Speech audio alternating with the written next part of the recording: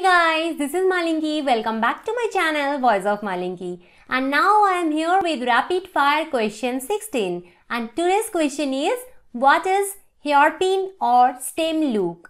Why is it important?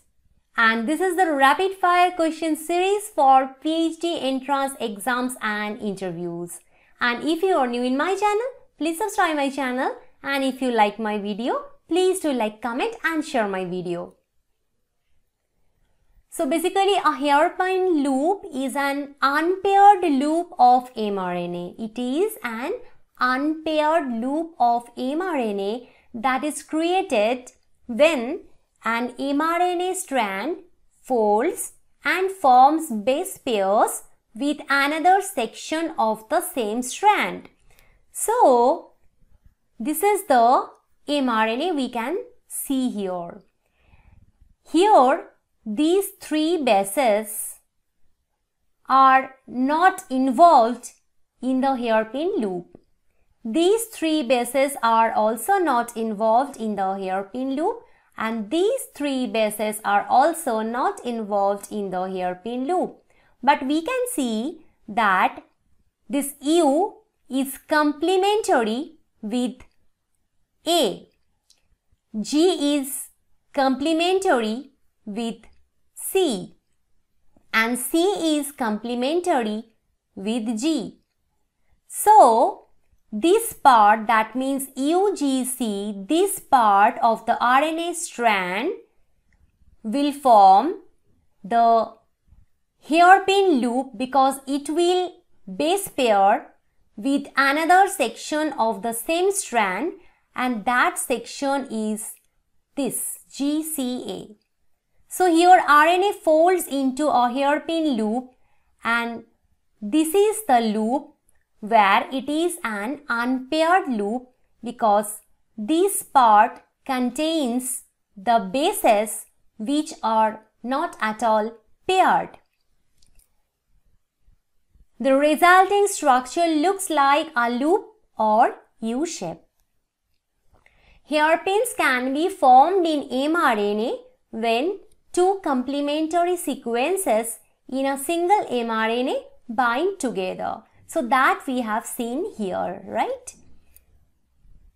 Hairpins are the secondary structure in RNA molecules. Now why is it important? So this can guide RNA folding, this can guide RNA folding.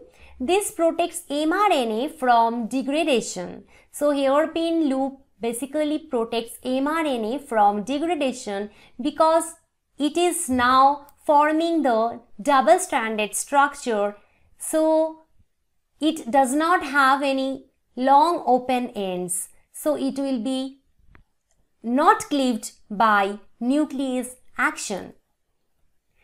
This serves as the recognition motif for RNA binding proteins. This acts as a substrate for enzymatic reactions. These are some importance of hairpin loop. Now this is very important for your exam. So in 2012, we can see the question came from DBT BED JRF. So question was, RNA is analyzed for the location of hairpin folds. Which of the following sequences could form a mini hairpin? So your sequences are A, B, C and D. And you can see that the answer will be A. Because here if I number them, so 1, 2, 3, 4, 5, 6, 7, 8, 9. Now 1A, this is base pairing with U. This is complementary with U. G is complementary with C. Again G is complementary with C. So they will form the hairpin. Here we can see that 1, that is A, is pairing with 9, that is U. 2 is pairing with 8, that is GC, and 3 is pairing with 7, that is GC. So this is forming the mini hairpin. So A is the answer, and if you see B, C and D, you can't see any complementary. In B you will not get any such complementarity. In C and D also, here A is there, G, G, G, G. So here also you will not get any such complementary sequences.